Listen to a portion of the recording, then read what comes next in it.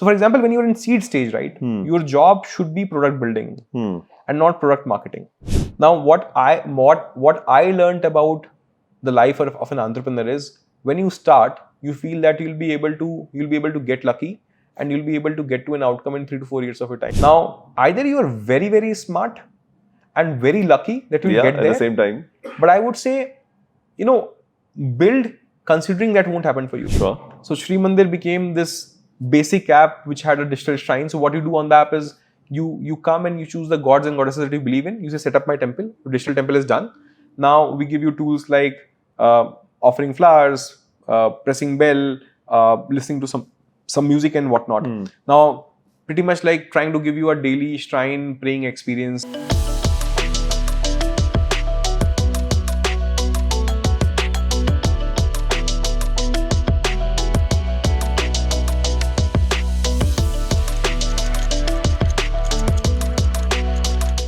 User engagement and retention is a crucial but least understood aspect of a growing a successful business. We are here to change that. Hi, this is Ankur. Join me as I dive into conversation with the best and brightest minds in user engagement to help you navigate the why, what and how of this subject. Hi everyone, welcome to yet another conversation on the state of retention marketing. Today we have here with us Prashant Sachan, a seasoned entrepreneur. This is his third venture as I understand. And it's somebody who has retention at the back of his mind pretty much throughout the entire journey of building the product as well as the business. Great to have you here, Prashant. Thank you so much for doing this. So, very quickly, since we spoke about the third venture in Cube, you want to quickly run us through your journey. Awesome. So, technically second venture, but the third venture, the first one that we're talking about was a company that I tried to start after my first job, which was Samsung. Before registering the company, I decided to shelve it primarily because we realized the product is not working and it doesn't have proper business viability. So I would say that was a stint, did not really add up. Yeah. Sure. So it's 2.1 then. Yeah. I'll quickly give you my journey, right? So I did my BTech in mechanical from a state college in Kanpur. Prior to that, my family background is that come from a family of farmers near Kanpur. There's a village and so on. Most of my uncles still are into farming. My dad took up his technical education and went on to work as a technician at HAL near this Amethi campus. This is where I grew up. Now, lot of things that I went on or I'm trying to do, lot of these biases or learnings got built while growing up. And I feel that the place where we grow, the kind of people we grow up with, ends up becoming some sort of knowledge moat or people understanding moat. And if you are thinking of building something around B2C, one set of founders that I've seen is they go back to their roots and try to solve problems or observations that they have had from that particular life that they had. So fairly deep influence that I have had while growing up, seeing things in my village, seeing things in my small township, and then after, okay, I'll then jump to the next part, which is did my BTech in mechanical. Soon after that, went on to do my master's in design from Industrial Design Center at IIT Bombay. Now that was an interesting time. This was 2012 to 14. Lot of amazing action was happening in the campus back then. This was housing tiny owl. Sure. Then all of this action was happening around me in Hostel 5, and I realized that these people, all the people that who are going on to build these good large companies and making a dent, I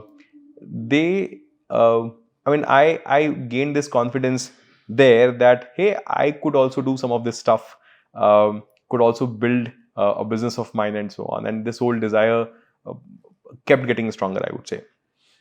So while at campus, I was thinking of doing something, did not really materialize. Went on to take up my first job at Samsung, stayed there for a year. Now Samsung was a very interesting journey primarily because in Samsung, I was working on something called as Chat on Messenger. Now Samsung's ambition was to compete with WhatsApp, and they had its Tizen OS that they were launching these low-end phones for India market and whatnot. And their ambition was, hey, can we build something which competes with WhatsApp? Now, I was part of the team which was supposed to localize this particular product for India market. Now, I was with Samsung for almost a year.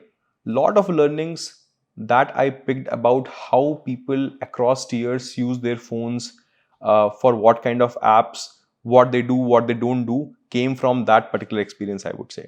Now, soon after Samsung, I came upon an idea where I thought that, hey, commerce apps are picking up and there is no way two people can collaborate and buy together.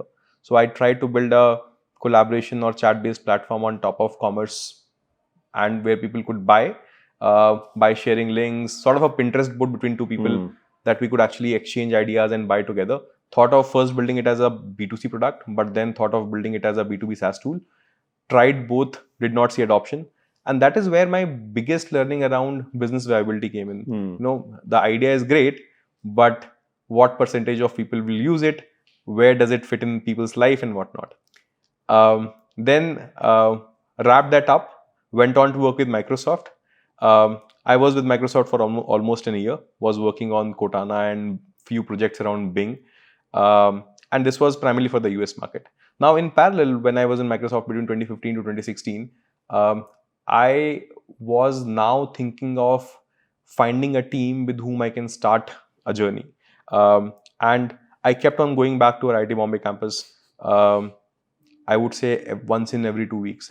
And the desire was to go and stumble upon some young people from the college with whom I can start this journey and whatnot. And I stumbled upon the team, and I've known them for quite some time in the campus and whatnot. And we started, and that's how that evolved into Trell. Sure. Now, the journey, I was with Trell for almost 4.5 years. 2016 was when we started that journey. That the ambition was that India is changing, Geo has come up, and the way people will travel and discover things will change. And something like a TripAdvisor was meant for a desktop or web-based consumption, and consumption will be entirely different on the phone. So we said, let's build something where a user who is primarily on his phone and wants to discover things that he can do around them, how he would discover things and how he would make decisions. So that's how Trell started. Okay.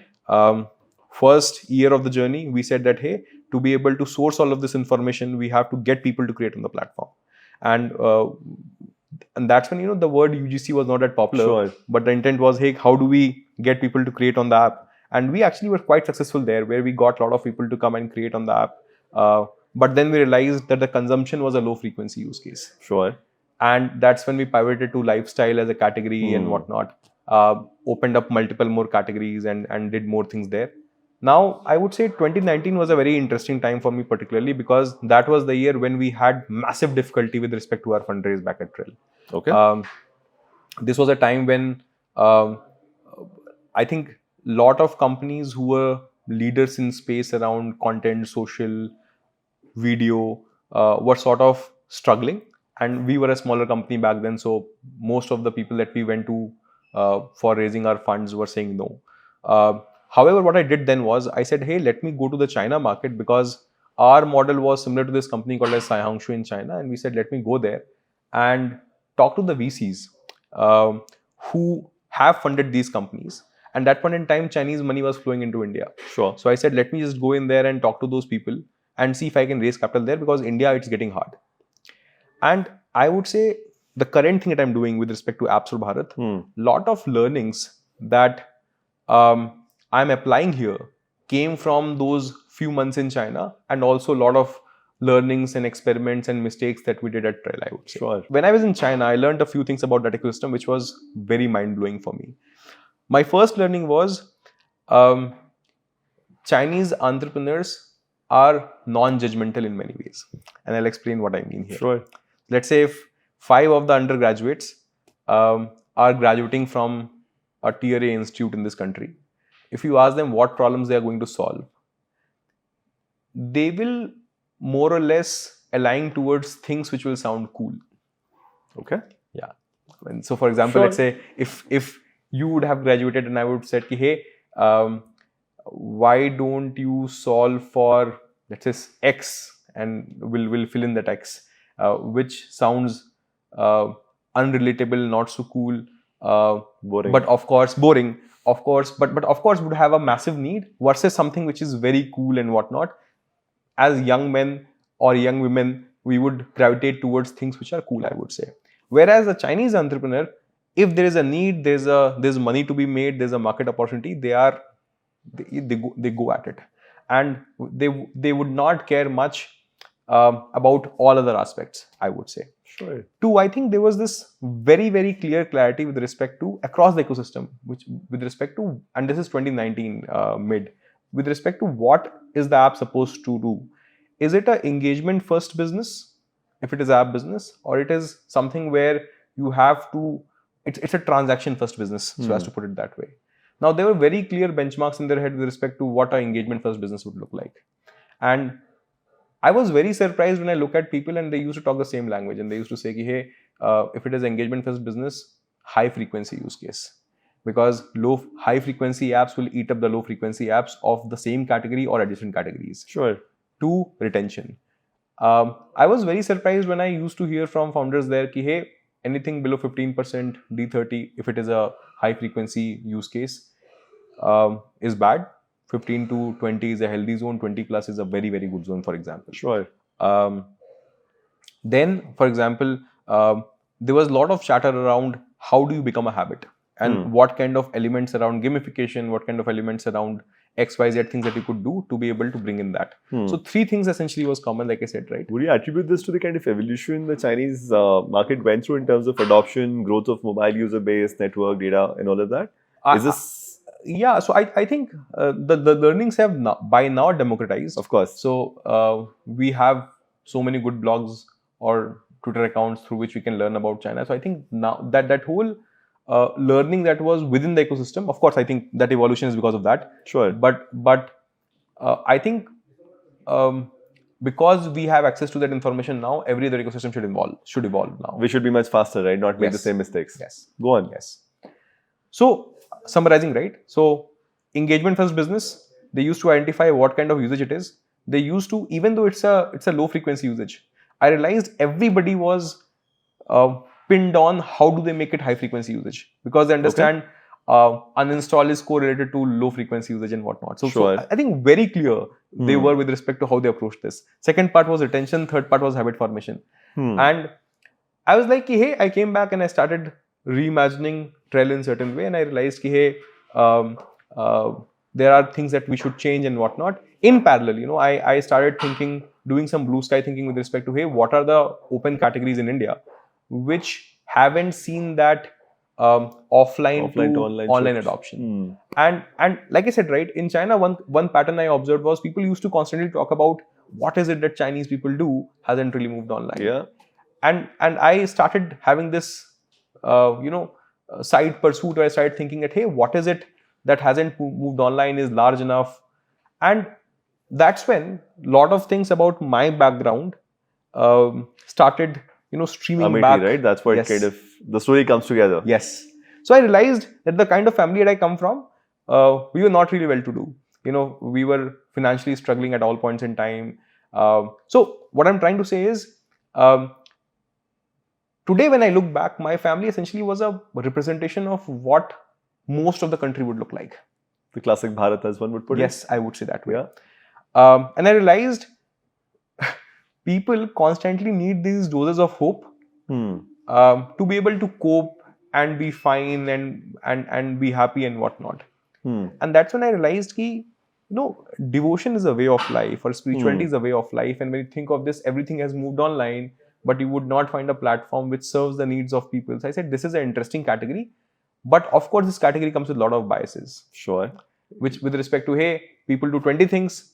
What is that one hook, 2 hooks around which you can build a company or build an app and whatnot? And that's when I started experimenting. Now, one of the results that we had was fairly surprising to me, and which I further evolved into the Sri Mandir app, as you know today, and around which we are building this company, which is called AppsForBharat. Sure. I would say. Yeah. So very interesting journey and combination of unique set of learnings, and the way you put it, this is your moat, so to speak, right? This is because of what you learned as your childhood in Amethi, then what you learned in China, then what you put together from your Trell experience. All of it is now making Prashant the guy that he is today, and all of it is probably going to make AppsForBharat the company that it can be. Very interesting. Since you mentioned these learnings from China, and that seemed to be a function of the evolution of the ecosystem, I would love to relate it back to now your journey at Trell, and then what you're doing with AppsForBharat.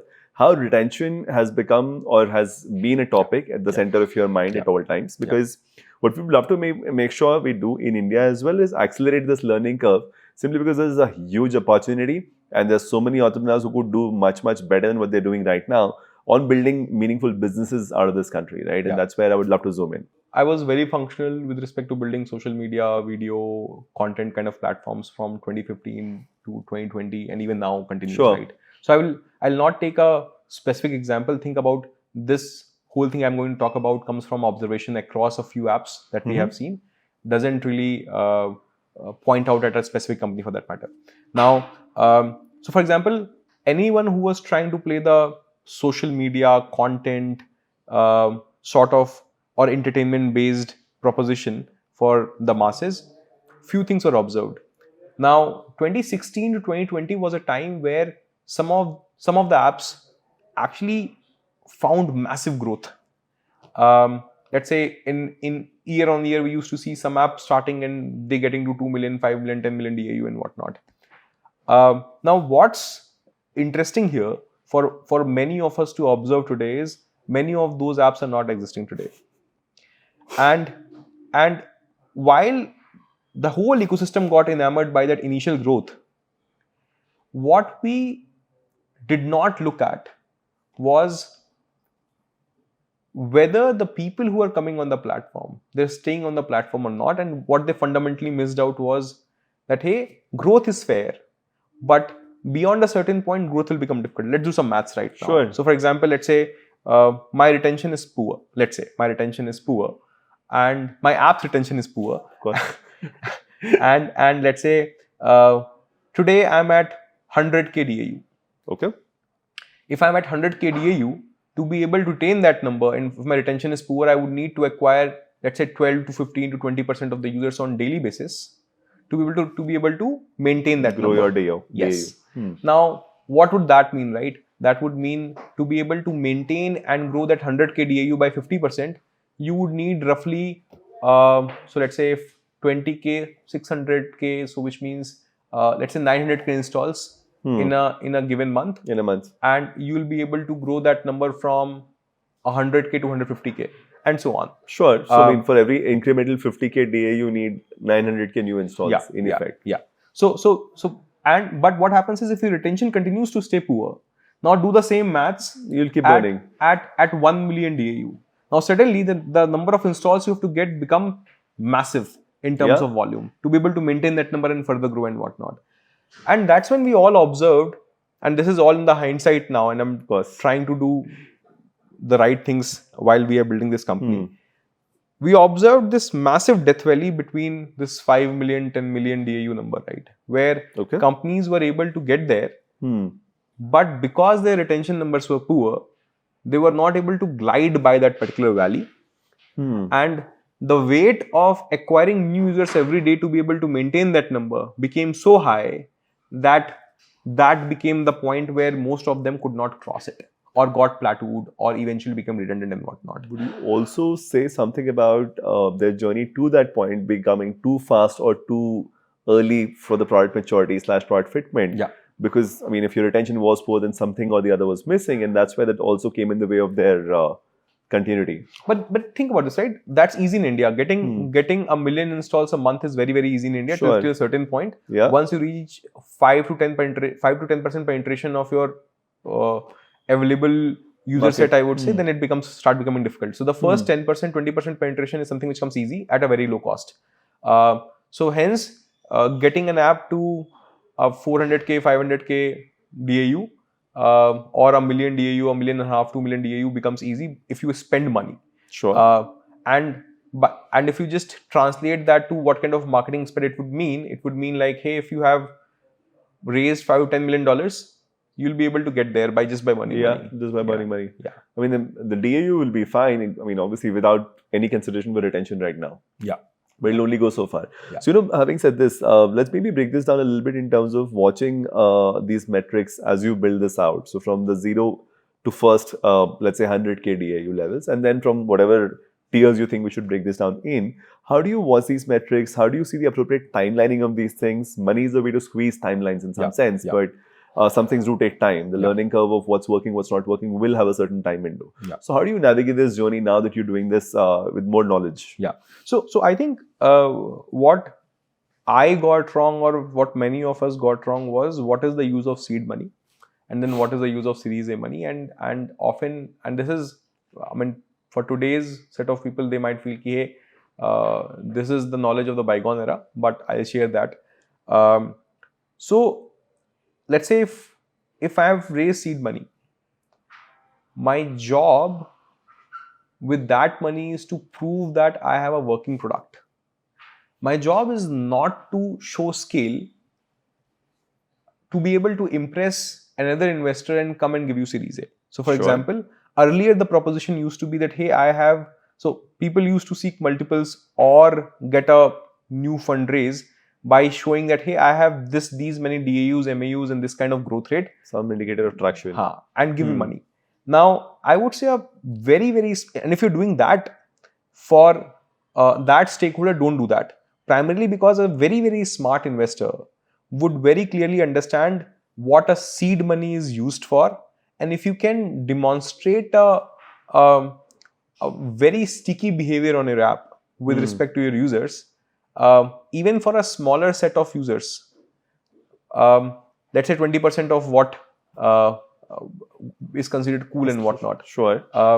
You'll be able to attract the right kind of people who will understand what is it that will take for this particular product to be able to take it to the next phase. And they'll also be able to understand that this particular team is understands prioritization, understands the fundamentals of business and whatnot. Now, I'll break this down for us, right? Yeah, because I was going to ask you a lot more about this. Go on. Yeah. So, for example, when you're in seed stage, right, your job should be product building and not product marketing. Okay. So, I understand that we all should know the GTM through which we can get more users, but I think our focus should entirely be on, I would say, 80-20. And I'm just throwing ballpark, will actually change for different people, right? So, for example, what I mean here is that if you are in the early stage, you keep building your product, you acquire your channels from a reliable channel, you acquire your users from a reliable channel where you have a range, an acceptable range of the quality of the users that you keep getting, and you keep on evolving your machine. So think of, say quality of users, you're talking about their retention, or what's D1s, for example. Let's say if you identify a channel which is giving you a D1 of, let's assume this, right, 45 to 50%.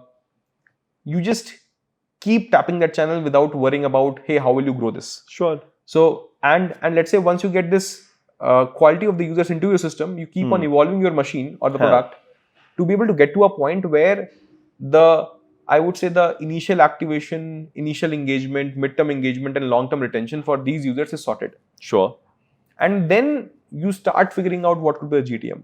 I would say to scale up this acquisition, or scale up this acquisition, or add more channels. Yes. So every incremental channel you bring in has to contribute to the same kind of growth story in terms of the DAUs, MAUs, the subsequent parts. Yes. Okay, fair. Yes. So I'm saying the in the first part of the company, there should be a absolute focus on how do you solve for that machine or that product, I would say. But help me understand this, Prashant.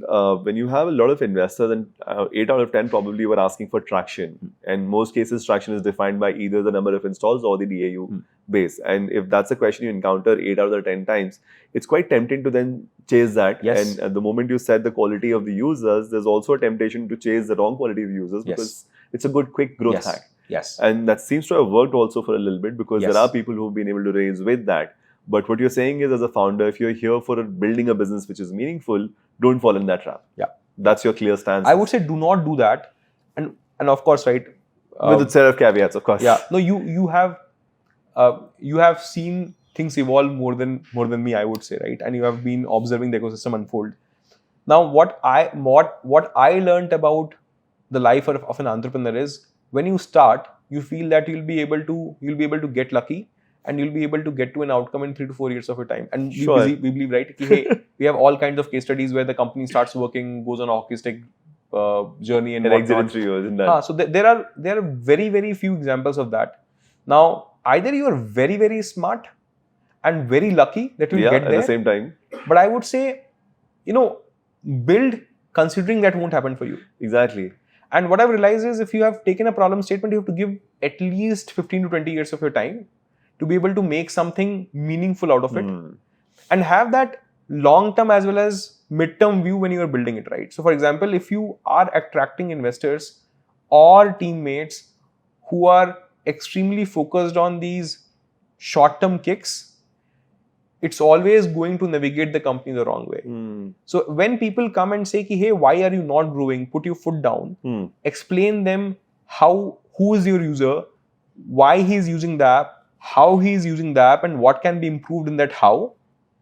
And explain them if that how gets right, how it is going to benefit the whole company, and of course, eventually the value and whatnot. So I think that particular communication has to be very, very important. In this company particularly, what I've done is I have a amazingly supportive board who believes that devotion and spirituality in India or also in the NRI diaspora is a very, very deep need, hasn't been solved, but you can't solve it by having a premature product. And of course, premature or mature essentially is a function of metric and whatnot. It's evolution. And because we don't have benchmarks in the market, so we have to do our own experiments to get to a point where we say it's working. And when we know it's working, we all know this market is ripe for disruption. Sure. But you have to do the right kind of investment and have the right kind of patience to be able to get there. You can't jump at it. I'm going to break this down a little bit. So when you say right kind of investment and right kind of patience, I would love to understand when you look at the series of metrics, and you've done multiple products now within this AppsForBharat play as well. Each of them have their own PMF journeys, their own target markets, that set of needs, and that's what you're trying to fulfill. So help me understand the metrics that you've started to watch from day zero to the first 100K, and then the different tiers of it. What are the metrics that you definitely want to make sure you have in place before you scale up? So I'll quickly give you a journey, right? So when we started thinking of devotion as a category, we were not really sure what is that first hook, what would that product like, because there are many behaviors which are there in the offline world. When you move it online, what would that be? So we said that, hey, let's look at the behaviors of people, and some of them were weekly use cases, some of them were daily use cases. For example, we started thinking about literature, bring all the literature in one place. We started thinking of building a religious calendar, and thought, so we actually made these 4 apps. Sure.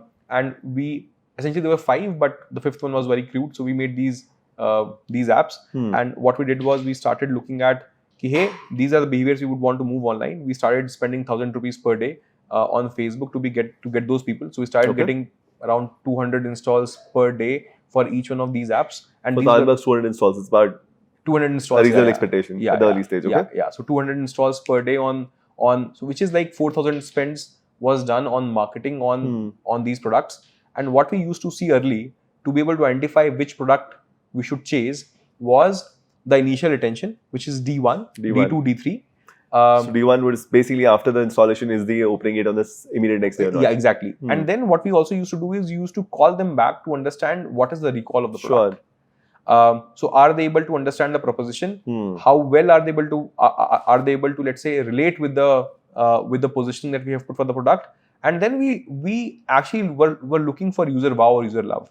So for example, we were saying that whichever product out of all of those things will create a massive wow in the minds of the people. And is this a data-driven metric, or is this a question that you'd answer on the phone? So it's reviews, questions that they answer on the phone, and also their propensity to share the app with their loved ones. So these 3 metrics were the ones which we said was a latent or a direct wow assessment, I would say.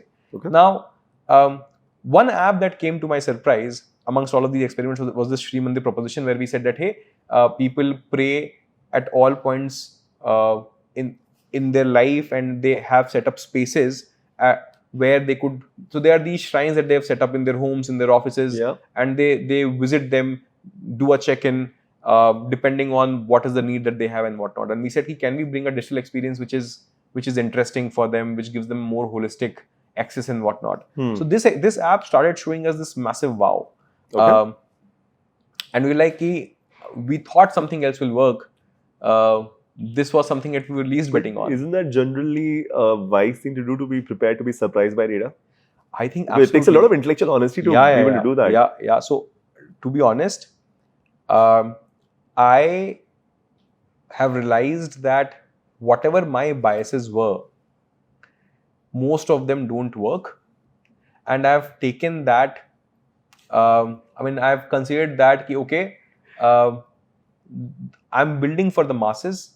I might not be the user, so hence I should not force, or the people that I've observed might not be the true user. I'm building for, let's say, 100 million people using it every single day. So they will tell me what they'll use it for. Yeah.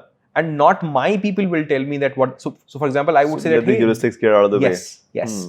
So with this app specifically, I was thinking that the users will use it in a certain way. Sure. And I was in many ways very, very wrong. So you should start with the thesis and a bias, I would say. So sure. All theses are biased. Gets you a starting point, of course. Yes. But be very, very open to what people are saying. So we assume that the another product will work, but we then realize that the other one, which is this, had a better recall, better affinity and whatnot. So this is the first part. And this helped us identify that what is that first proposition that we should start building with. Sure. So Shri Mandir became this basic app which had a digital shrine. So what you do on the app is you come and you choose the gods and goddesses that you believe in. You say set up my temple. The digital temple is done. Now we give you tools like offering flowers, pressing bell, listening to some music and whatnot. Now pretty much like trying to give you a daily shrine praying experience on your phone. I'm assuming these are all events getting tracked, so you're tagging user behavior, how many people are offering flowers, is that okay? Interesting. Yeah. So now the initial retention was very, very good. Day 7 tak, you will see that people are loving flowers. They're loving it. But then we realized that the long tail retention was slightly taking a dip. So you say long tail, how many days later? I mean, so for the first phase of the journey, let's say the first 6 months, we said we would not focus on anything beyond 30 days. Okay. Because whether they'll use it on 6 months or not would essentially be determined by their usage of the first 30 days and so on. So I would say no point of looking at what numbers from the long tail would look like. My long tail was, let's fix the D30 and then 15. Rest will take care of it. The first phase, which was the first couple of months, is for day 7. And then it became day 15 and then day 30. Did you have a point where you thought this is habit forming now? Because in consumer apps, you'll see glue frequency or some of those metrics. That this is after the 4th transaction or the 4th time you're offered flowers, you're now sorted. You keep doing it. Yes. What was that point for you? Yes. So I'll come to that now. So for example, we realized that the long tail or retention, which is day 15, day 30, was not standing that well. Sure. So we said that, hey, let's go back to the users and ask them what would they need. And our users started telling me, hey, this app is good, but I have more needs. We said, what are your needs? I would want a religious calendar here. I would want more music here. I would want all the literature. And this is like subjective conversations or subjective. So basically, what I've done is, in the early phase, what I've done is in the menu, I've given a section which said, hey, send your feedback, and that feedback opened up a WhatsApp, and that WhatsApp was mine. Sure. So people used to send me messages directly, and they used to ask me, hey, and I used to have a conversation, ki, kaise mili aapko app? What are you liking? What are you not liking? And whatnot. So very first-hand market research. Yes. And people used to tell me, mujhe ye de do, and so on. And what we did was, mindlessly, we just aggregated everything. We said, user bol raha hai, let's bring it. No, let's say, 10 ne bola, 5 ne bola, fark nahi padta, jo bola. So basically, no. So let's say if there's something which, let's say out of a sample set of 30 users, only one has said, will not pick it. Okay. Let's say anything 10-20% coverage. So should be brought in. When we brought in and we give it to the users. And put it all on the app, all on the home screen, and we started getting the same, right? Now from 200 users per day, we started getting 500 users per day. मतलब organically या खर्चा करके? नहीं, खर्चा करके ही. ठीक है. Because we wanted to understand whether scale पे क्या हो रहा है? Scale पे क्या हो रहा है, and then eventually move to 1,000 users per day and so on. But this is a very democratic way of building it out, which I mean, as Steve Jobs would say, people don't know what they want, but in your case, people know what they want and they're actually following on what they've responded. No, so I think for us primarily, we did not. What I early on realized was I do not know what will mass India accept, and that acceptance was the one which led to this particular path. Sure. In some cases, the founder might know what he really needs and what his users really need intuitively. But that's uncommon, no? Because after a point, you guys will want to expand, and you can understand one TG, but as you grow, the TGs will keep changing. So unless you're very objective about it, it'll always be a problem. Yeah. Yeah. So fair. So now you've understood the part where your D7 retention is the part that needs to be solved for. Yeah. And you expanded from 200 to 500 DAUs, and you were still absorbing 500 user installs feedback. per day, yeah, that's what we were getting, yeah. DAUs. Oh, so that point in time, the DAUs would be a good 5,000, 6,000 and so on. So that incremental base is constantly chasing. Yeah. Fair. So now you have that DAU base, which is what you're solving for, and D7 will automatically improve your DAU to over install base and all also, right? Yes. Okay, so this is your 0 to 1 kind of stage of growth. Exactly. So now you asked me about habit formation, right? So what we started also observing was, is there a smart user amongst this particular cohort, which is by himself using the app and exploring all aspects of it? And one metric that we used to look at very deeply was the L7 and L30 numbers, for example. So there were certain users in the early phase which were showing us L7 by 7 of 100%. For example, so let's say there were around 8-10% users who were using the app on all 7 days of the week from the time that they were coming on the app, and we were identifying their usage patterns. And that gave us the answer to what is leading to activation. So what are the things that they're doing on the app which is giving them the aha moment? And then we started replicating that journey through a lot of our CRM tools. So you started engineering it. Yes. Okay. So a guy who had a happy journey, you understood that journey and you started orchestrating or enabling that journey for the remaining months. So they would go through that happy experience. And you use the word activation. So is this to do with some sort of a payment to the application? What do you mean by activation in this case? No, so this is a free app. Sure. This is a free app.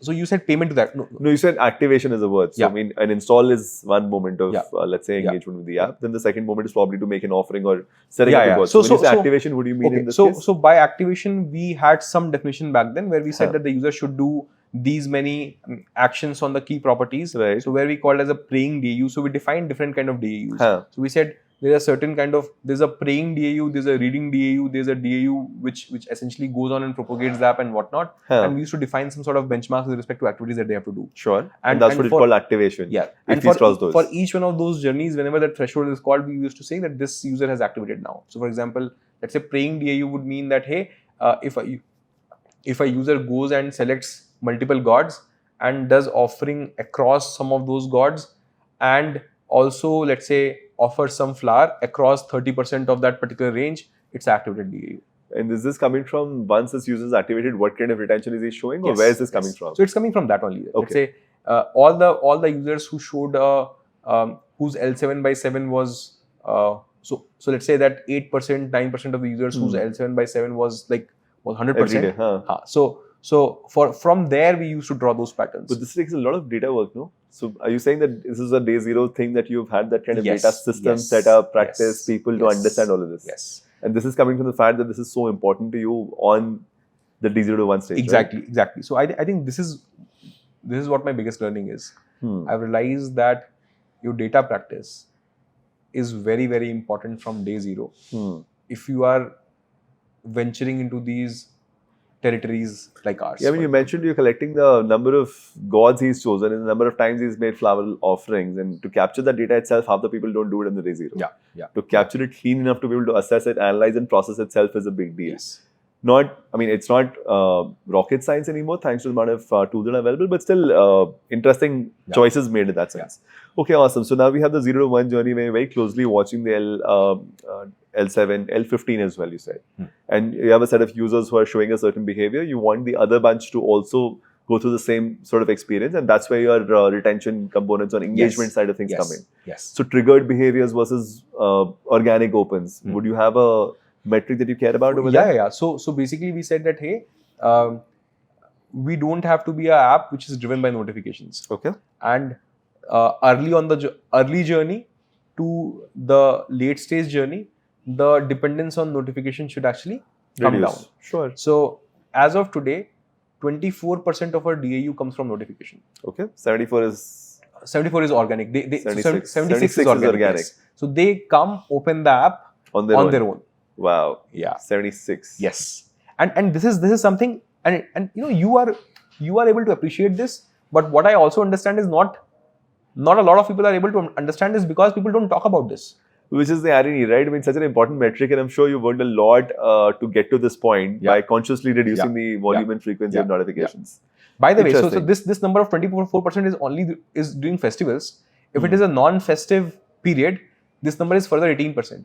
So for example, Okay. yeah. So let's say if it is I might want to debate the other way, but go on. So for example, if it is festivals, lot of user base, you tell them that hey, this is, and that's when we deploy notifications more aggressively, where we say that hey, Sure. this is the information that you should look at and whatnot, and hence you get more click-through rates. Sure. But in the non-festive period, we see, so we don't bother our users that much, and we see that hey, people trust us with respect to how we communicate them on the app and whatnot. So I think for us that range of 18-24% of DAU dependence via notification is a good figure. Now this number further lessens as you go towards users whose age is a month old, 2 month old, 3 month old, and whatnot. So let's say if you look at users who are 3 month old or later on the platform, somewhere by design, no, because those are users sticking around who don't need notifications to come back. Yes. So you've anyway become a part of their habit. No, but here's the thing, right? There are many apps where you would observe a reverse behavior, which is what I was going to come to, right? Because are you possibly leaving users out in the cold because they've forgotten you and you're not notifying them to bring them back or whatever? So, how does this now live in sync with your need to kind of maintain a certain level of DAU, right? Because there's always going to be that, you say your D7 was, let's say, 20%, 30%, there's always the 70% which is not coming back. Yes. So unless you do something to get them back, maybe they've just, either you say that, okay, it's okay for my economics to not bother with these 70%, or you say I have to get at least some of these guys back. If you have to get some of these guys back, you have to communicate. So we do that. We do that. So for example, so in all of this, what we identified was who are the users for whom this has become a habit. Sure. We don't bother them.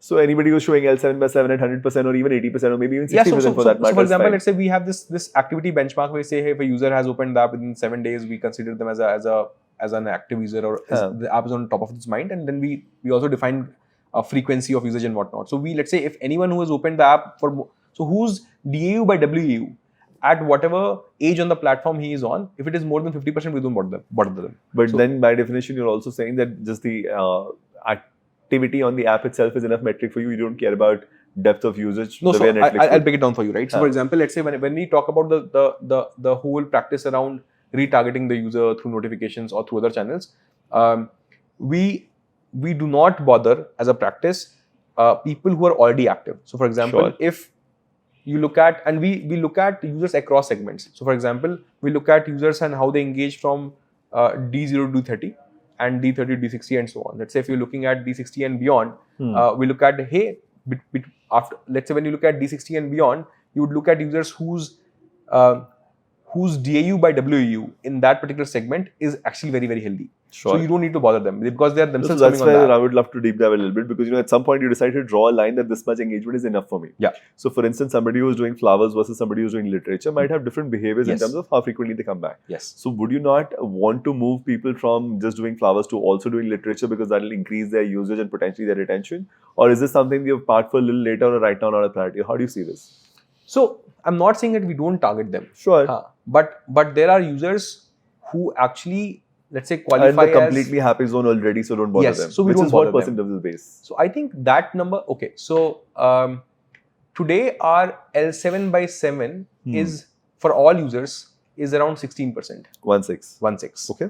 So this is still pretty healthy. Yeah, it's very healthy. And when you look at L6 by 7 and L7 by 7 मिला करके वो 22-23% हो जाता है. Okay. So which means that user is already very, very happy with the app. Usko mat chhedo. Correct. And then you just nudge them with respect to what is important. Sure. Let's say if there is something that they are going to miss out and later on regret, you should nudge them with that.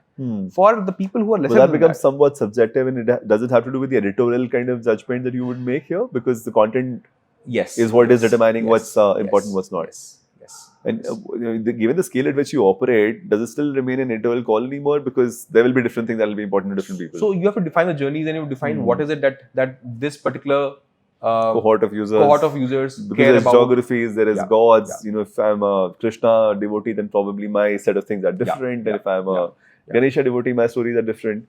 So from a content perspective as well, there will be a lot of play that's be there, right? Yes. Okay, so now we got from our first month-ish and probably, let's say, 5 to 10,000 DAU kind of scale that you mentioned. From then onwards, are the metrics that you track or most tightly watch just to establish what would call PMF, what one would call that this is ready to scale up, ready to put fuel in the engine, as the language is said. At what point did you kind of say, okay, this is now ready to burn or put money on? Fair. So so the phase one was what we mentioned, right? Yeah. And then we started tracking our so the second phase was look at D30 week 4 and depending on, so for some users it has become a daily use case. So for that cohort we used to look very actively at D30. For users who are demonstrating a weekly behavior, we look at that cohort on the week 4 basis ki, hey, week 4 has to be 40% and beyond and whatnot. Sure. So this is how we looked at this particular part and said once it gets to an acceptable range, we think we are ready in the first phase of engagement, I would say. So you're saying that this is from your 5,000 DAU to what is the Let's scale say of DAU while this 150, 100, 200k DAU is and you're putting money on the installs to scale that side up, and you're watching this number while you're also watching all these metrics. This is your build journey, so to speak. Yes. So it's early PMF, so to speak, and then you'll want to have a stable PMF in that sense, and that's where you'll kind of 150 would probably go to 1 million if it all goes well, right? Okay. So the second phase was start looking at what is your month 3, what is your month 6, and so on. So basically, for now us, solving for the longer journey as well. Now. So now when you understood that, hey, some of the users are loving the app in this particular period, whoever is loving the app, how they're holding back on the long term, what is their month 6 and month 3 and whatnot. So when we started then tweaking our journeys around month 3, month 2, month 6. So this would be when you were, let's say, 50 to 100k or DAU scale is when you start. So I think 150 to 100k was when we started bothering about month 3 and month 6. Month 3 and month 6 is when we were bothering about it, right? I think at this point in time, we have realized that for a certain segment, and we have added more things on the app and whatnot. So still there's a part which is what we have to figure out where we feel that, hey, the number of people who are getting activated today has to be more. So we are further working on it. And I think we are getting ready for scale at this point in time. But the dilution, I mean, you're not diluting the definition of what's activated. That remains that. So all of these things will go in parallel, right? So there has to be a team which is working on your activation and initial engagement. There has to be a team which is working on midterm and long-term engagement and whatnot. Long-term in our case is month 6 and beyond, I would say. Month 6 but till month also 6, the series of aha moments, right? In some sense, because the guy who's gotten to a certain stage will probably need something to keep him going beyond that. And also, since you're ramping up your acquisition side of things, which itself has its own set of variables, the quality of users you get from multiple sources could be different. And that will automatically have a bearing on your D1 and then obviously everything downstream. So how does this interplay play out while you're scaling up and you're watching this? At some point, some engines will make sense to double down on. And how do you kind of do this as an org? And who's the team doing this? Who's the team doing that? How do they interplay? This is a good team which looks at all of this. And how we look at it was this. Let's say early in the journey, our only channel for paid acquisition was Facebook, where we kept on getting users to understand whether these users are staying on the platform and how they're using it and whatnot. And beyond that was the organic users. And we used to look at their behavior on the app. Then we further started multiplying channels because we realized that now is the time when we should diversify your paid channels from Facebook to Google to other platforms and whatnot. But this will automatically have some sort of bearing on your cost per install as well and the quality of users from each of course, right? So for you would start usually, let's say for our kind of market, it would start at around 4 or 5 rupees and then it will get to 7, 8, 10. And that's when you have to start. So till that point, it's okay. So now I think, and that's when, our prioritization framework came into play. We said that, hey, now we're at a point where things we have to solve are growth channels and our GTM. So, for example, it's time to ramp up and ramp up efficiently in that sense. So, like you said, right? The phase 1 was making sure the product works for people. Correct. And now is the phase where we're thinking that, hey, we have identified few paid channels, few organic channels. Now is the time to ramp up our organic channels. And we have to make sure that our PLG levers work, where the users who are using the app should get more people on the app and whatnot. So this is the time where we are obsessed about how do we get people who are already loving the app to get more people. So that becomes a priority. And also when you have observed that your organic users are delivering 20-30% better retention rates as compared to organic users, happens, right? I mean, with respect to your paid users, you realize this is the time for you to start scaling because otherwise numbers won't add up. So that's how we are now focusing entirely on ki, hey, you have a product which is working, there's a pod which is focusing on initial engagement and retention and whatnot. But in parallel, there's a pod which has been put to be solved for growth. And so, I'm going to break this down a little bit into a few things. One is, what's the time scale that whole of this has played out in? Because usually people can do it in 3 months, sometimes people can take 3 years. In your case, what's the time scale you operated with and what's the ideal time scale according to you? Sure. So this company got functional in February of 2021. I registered it in, just about 2 years. Just about 2 years, yes. the first 1 year was trying new things and understanding what works and what doesn't. And your first year end DAU was something like? I think 100K. So you got to 100K while figuring all of these things Yeah, out. yeah. It did take some amount of paid acquisition, but you didn't go crazy with it. Yeah. So you were conscious about how you're scaling. Yes. Okay. Yes. Phase 2 was when we said that, hey, now we GTM understand. plays. Sorry? The GTM play would start being in Yes. motion. Yes. So we said that, hey, the app is working very, very well for a certain people from a certain belt. Users. And now let's diversify that. So we started building our content team, our in-house production capabilities and whatnot. Sure. And then we were ready to scale this particular app on multiple languages. So now is the time when we have expanded to around 6 languages. So this would be a little bit to do with increasing depth of users as well as breadth of target audience. No, so it's also about understanding what your market is. For example, the app might work beautifully for a Hindi user, Hindi speaking belt user. Sure. Might not work that well for a user who is in Rajasthan or Maharashtra. So you have to understand what is the user need and is the user need. Is it just the language though? So I think regional biases are the one which are the most important part, right? Sure. They would play differently and someone else will play differently. How do you build that particular? That's what I mean. You have a lot of those things that change, and every time then you're chasing a new PMF and a new growth equation, right? In some Absolutely, sense. yeah. So, okay, one more side track on the same thing, right? So, in the 2-year journey, while you're doing this build, PMF, figuring out, and then GTM scale up, the team configuration, what was it at day zero? How did it evolve? What kind of skills did you bring together? At what level of seniority? What did you personally look after in terms of your everyday dashboards? Yeah. Because that's just, usually the choices that end up making or breaking the outcome, right? The first 1 year, we had just one marketer. One marketer, okay? Yeah, that's it. And his part was only around, hey, here's the budget. You get Facebook installs. Everything else you were watching yourself. Yes. But the growth team, so to speak, is that there yet? Now it's there. No, at that point. No, there was day none. zero, there was no growth none. team. There was Okay. none. So we said there's just one person who's getting the paid installs. Everyone else was obsessively focused on what are the users saying, what are they liking, what are they not liking, how do you evolve the product. So essentially the entire focus was on the product and its pods, and there was just one person marketing team and whatnot. Now what happened in the month and in the content also, there was just 2 people team for the longest time, I would say.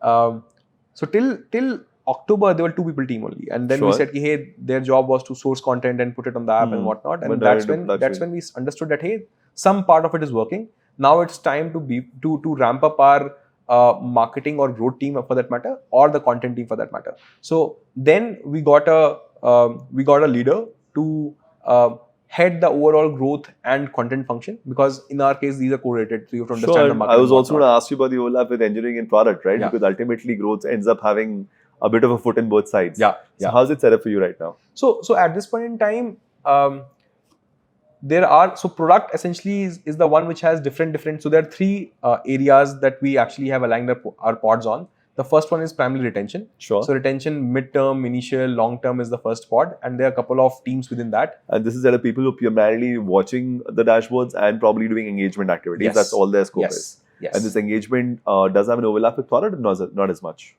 Because we are in-app engagements also now that you might want to do. So right? All of these. So one thing that we have done very, very well is the data exposure amongst the whole team is very, very high. Sure. So even the people who are creating content have their own dashboard set. We use a third-party tool to be able to, let's say, give us that access. So all the teams work in sync.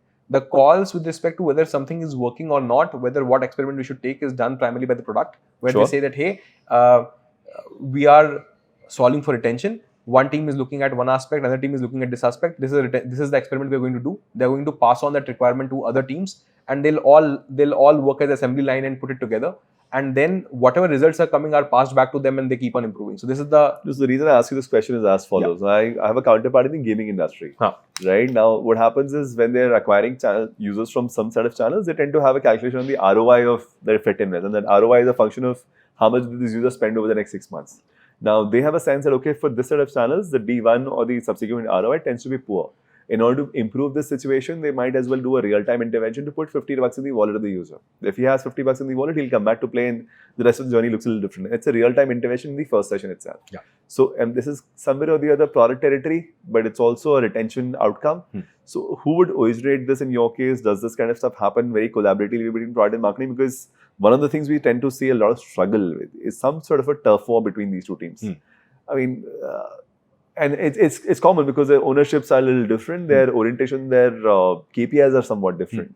And that's where retention sometimes ends up being a bit of an orphan between these two situations, that who really truly owns it, especially the in-product experience side of things. So how do you solve for it in your so marketing team's job ends at acquiring in your case. at D1. So okay, so they've gotten good users, job done. Yes, their job is done. Then so the growth team now. Yeah, and then there's so this is the team which is looking at acquiring users from multiple channels. Fair. Now their job that gets done at D1. Now D1 also is a shared metric between the product team and the marketing team, where let's say so let's say their job is to constantly improve it, where they say ki, hey, D1 used to be this, let me improve it by 20%, 20% and whatnot. And then their job is to make sure that the consistent supply of the quality of the users is done. So they actually keep on talking at all points in time and say ki, hey, if the quality of the users is dipping at some point in time, they actually pass on that. Yeah, they say we are passing this information to you. You have to do some incremental effort to be able to move that number up. So they work hand in hand. Now, and that's when there's a separate team, which is the CRM team for us, whose job is to now look at this journey along with the product team to look at from D1 to D7. So there's a team. So CRM team has different focus areas, of course, and they track these journeys separately. So D1 to 7, they again will work with in close conjunction with the team in the product and who is looking at onboarding and whatnot, and they'll talk to each other too. So basically, what we have done is we have very clearly defined what are the acceptable metrics and what are not, and they have to work together to be able to fix this. So the product and the business metrics are the hero. Everyone else, be it a PM or be it a marketer or be it a CRM specialist for us, they all work together to be able to get there. Sorry, so you mentioned the growth team and you mentioned some of these functional pieces like CRM and marketing and product. What is the composition of the growth team and what is the mandate there? So, because that's an oft abused and confused term I see here all the time. Hence, I'm trying to get a sharper definition. I would simplify this, right? Growth team is someone whose job is to acquire the users from outside of the app environment. What do I mean by that is, funnily, you talk to Abhisha, she'll see the complete opposite picture. Her job as a growth leader is to actually work with people who've been acquired to maximize from there. Yeah, so that's a PLG team for us. So for example, there's a product-led growth team, and there's a I would call it external growth team for that, whose job is to look at other platforms where the users are, you bring them to the app. Sure, fair. So this is one team, and their job is primarily around how do you identify paid channels and organic channels. And well, the economics are good and the quality is still decent. Yes, yes. So their job is just that. And how do you scale each one of those? Of course. And of course, keeping the cost in mind. Keeping the quality and the cost both in control. Yes. And within product, like I said, right, this is, so retention is one part. There's another part which is growth. So now growth, I would say product-led growth for that matter. Their job is to ensure that whoever is activated, what is the likelihood of them getting more users on the app, and what can they do to be able to solve for that product-led growth. So is this some sort of inherent referral engine of some kind? It is referral, it is content sharing, it is things around triggering soft nudges around network effects and whatnot. So all the job around, so for our app, it was, for the longest time, it was a single player mode product. Where I come, I engage, and my journey is done. Whatever we have done now is where this particular single player mode user is actually telling people from other platforms or on this app where, hey, this is how my usage is, and there's some interaction which is happening. So this team's job is to ensure that this single player mode product is, one, telling about this particular app through various communication modes to another fellow friend or a family member and nudging them enough so that they also come on the app. Fair. And is this a meaningful part of your acquisition play now? Yes. Okay, it is ramping up beautifully. Now, one point that I wanted to add was, like, for most of us, when we start thinking about referral, we just think about acquisition. Whereas when we think about referral, we think about the job is half done when you acquire a new person. Can you also retarget them when they go cold? So via the same route. Okay. So for us, we are trying to blend in acquisition and reactivation through the same route. So you're saying that if I'm a very regular person and she's my friend, but she's not very regular, I might be able to nudge her to become more regular. Is that what you're saying? Yes. Because that's the kind of behavior you have offline. Yes. Very And interesting. then you play the whole status seeking humans sort of dynamics between the people and whatnot, and then you bring them back and whatnot. This is something which is under test right now, but we are making it live very, very soon. But is there a sort of reference point to this? Is this your original thinking? Where did this emerge from, and how do you see this playing out? So we have seen a lot of apps doing each one of these parts do very, very well separately.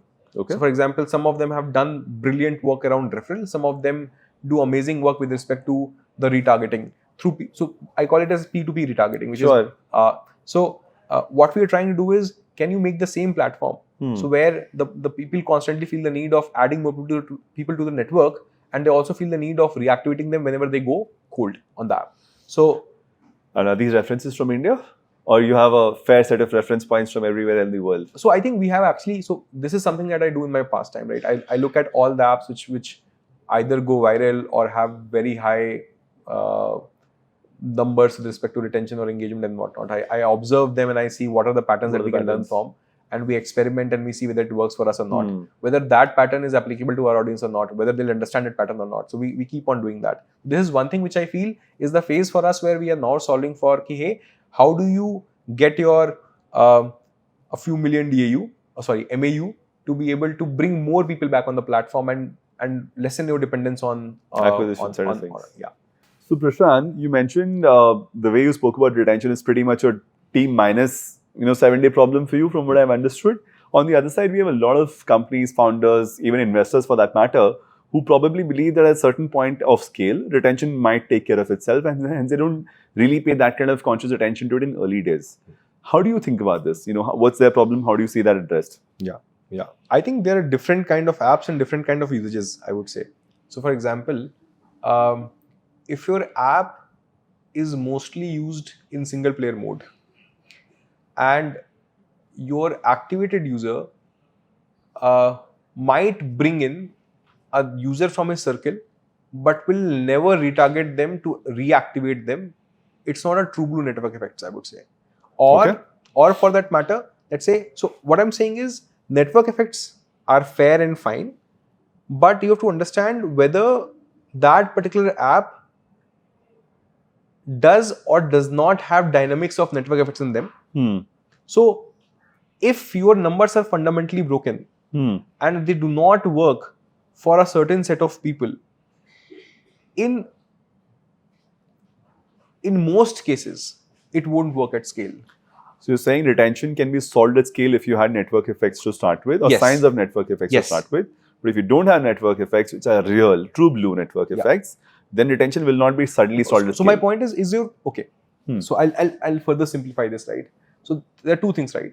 One is if you think of your app and the app economy, or let's say app ecosystem for that matter, which is users coming to your platform and engaging with it and whatnot, is network effect a function of that particular engagement system, or is it happening outside of the app? So for example, often people confuse saying that, hey, as more people will use it, my product will be talked about amongst people, and that's word of mouth. That's word of mouth, and that's not network effect. Yes, exactly. So that's the first confusion. Second confusion is when people come into the ecosystem and how they use the app.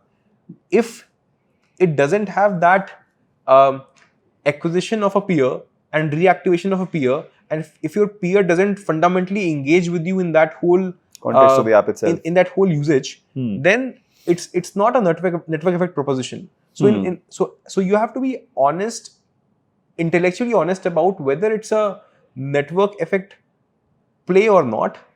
If it is not, then you have to fix retention at the 5,000 DAU level itself, instead of getting to a million DAU level. If you don't, then it's likely going to be dangerous. While you have the founders who are operating in a certain fashion, you also have investors to deal with who have expectations around growth, around momentum, around traction. And not always is it measured in terms of retention and those metrics. And the network effects illusion is not just a founder's problem, it's also shared in the ecosystem. So, and you've been working with pretty seasoned investors on that side. So how do you navigate expectations there? You mentioned you have a very supportive board. So how does this whole equation and dynamic play out? Yeah. So I think one thing that we have to be very clear from day zero is what's the end goal. and what are the baby steps that will get to a path where you can start cruising and whatnot. So basically you have to break your journey for them, and many of them understand. What they want to understand is what is your way of building. So I think they have seen multiple journeys play out, but it's your company, it's you who is building it along with your team. So hence you have to play out the way in which you are going to build it. So for us, what we did was we, of course, they were able to understand what could potentially be built here. So hence they are with us on this journey.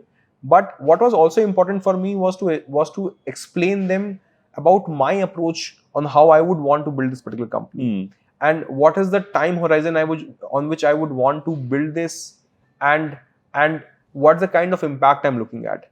And then what I explained them was, what's a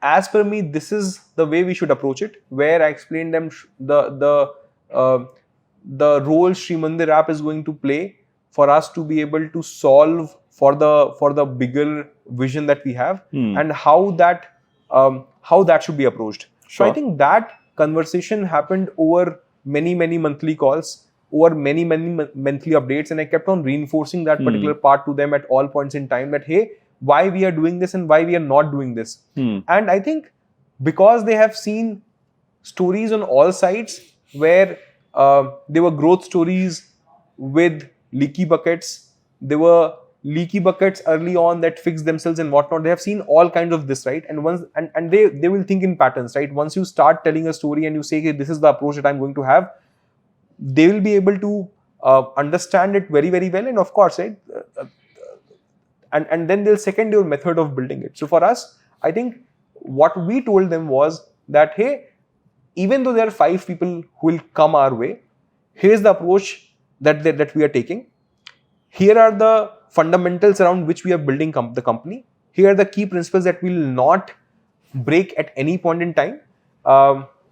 Things around user trust, things around how people perceive the app, things about their love on the app and whatnot, things about how we will treat them in this whole process and whatnot, and also other things around it is how we actually defined our key rules on how we would want to play it.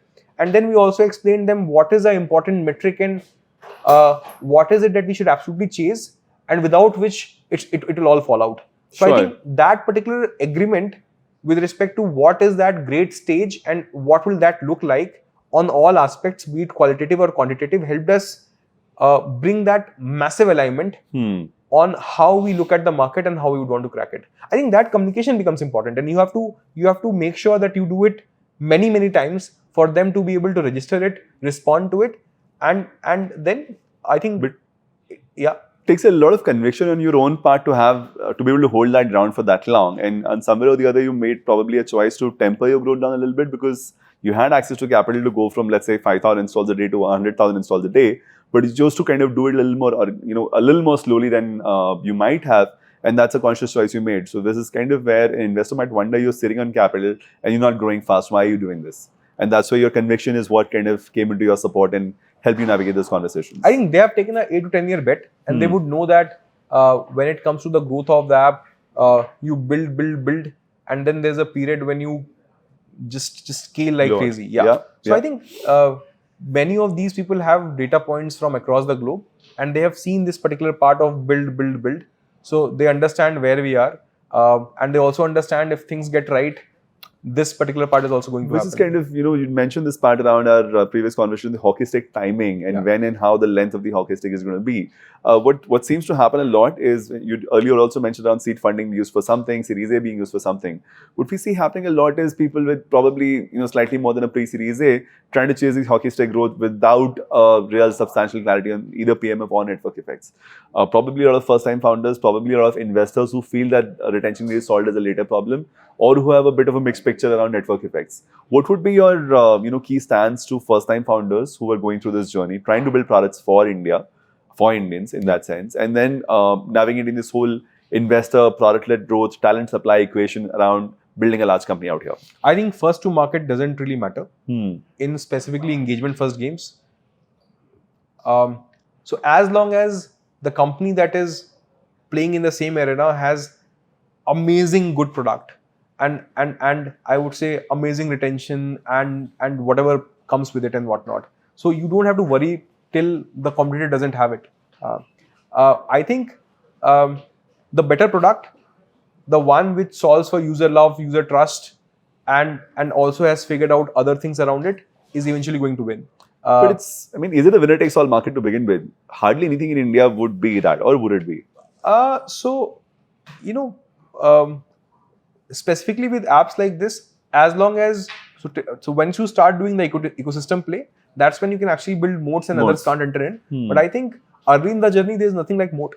Correct. So moats get built over a period of time. Obviously. Yeah, and even we all have seen that growth is not a moat in any way, right? So you go get 10 million installs on a given day. If the users don't retain, those users are going to go away, and then other company who's having better product is going to get those users, and they are going to do better over the next 2 to 3 years and whatnot. So people have to understand that growth comes at a cost, and not all growth is great.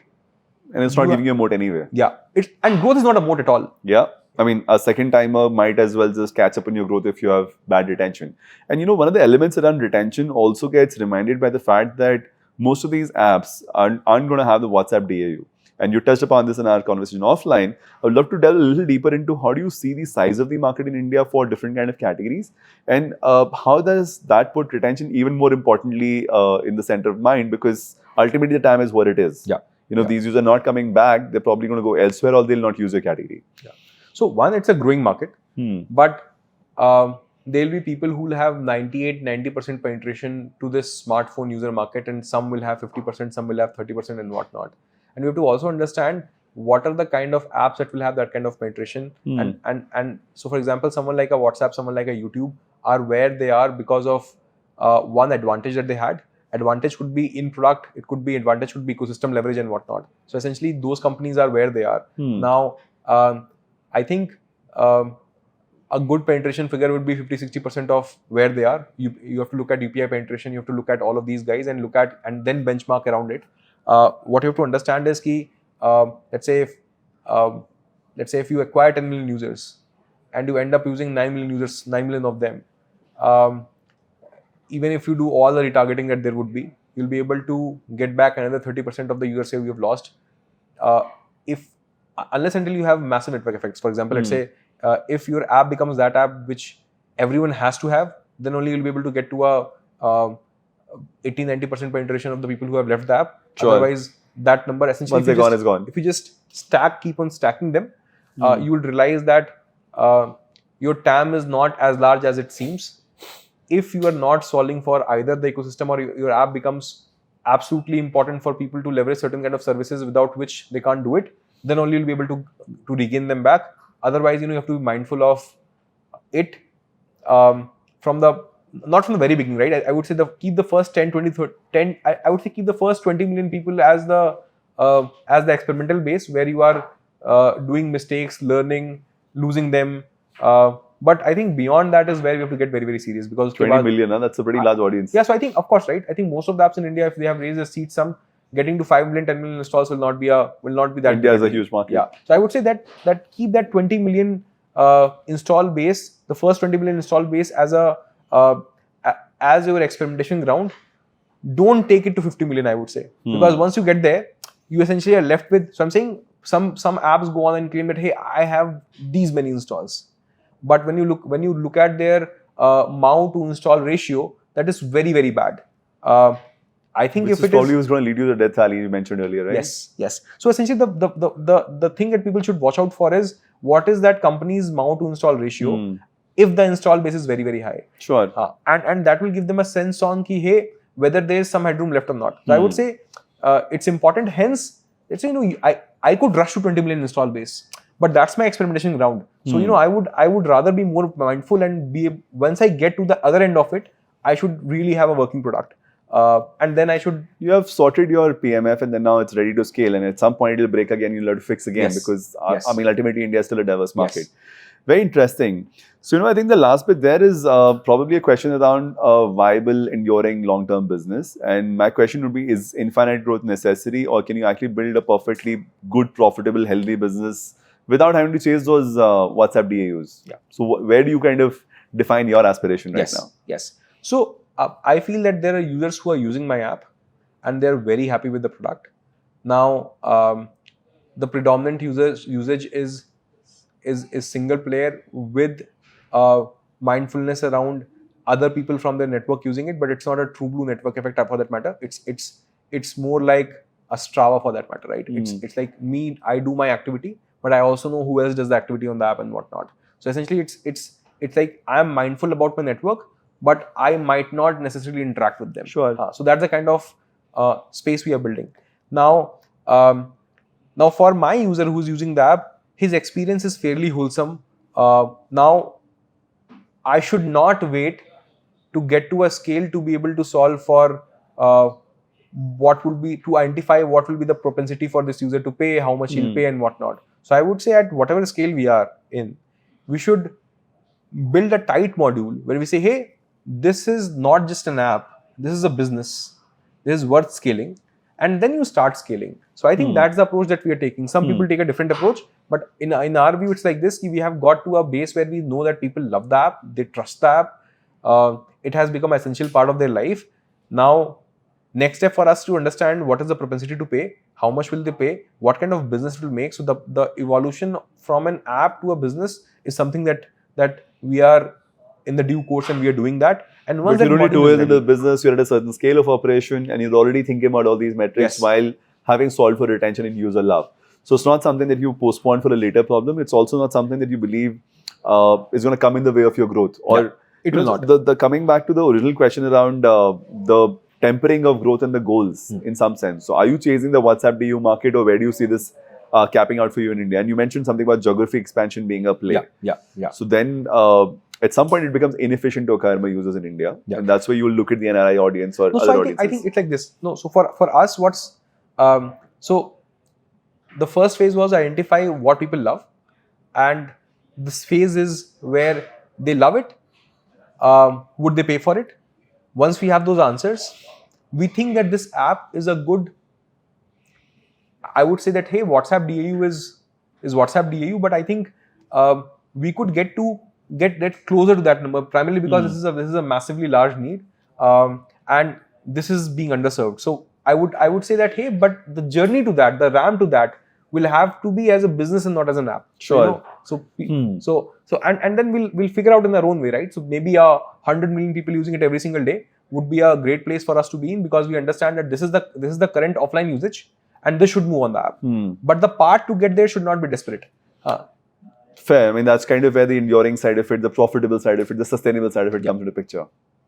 So, and the other part is why we look at users from outside of India, primarily because today our product is focusing entirely on India. No acquisition was done outside of India, yet 4% of our MAU came from outside of India. It's word of mouth. It's word of mouth. Very interesting. And their usage of the app was very similar to the Indian users. Sure. And we were like, hey, it's not a new product. It's the same product you have to open on the other market. So Might why as not? well open the door. Why not? By all means. Yeah.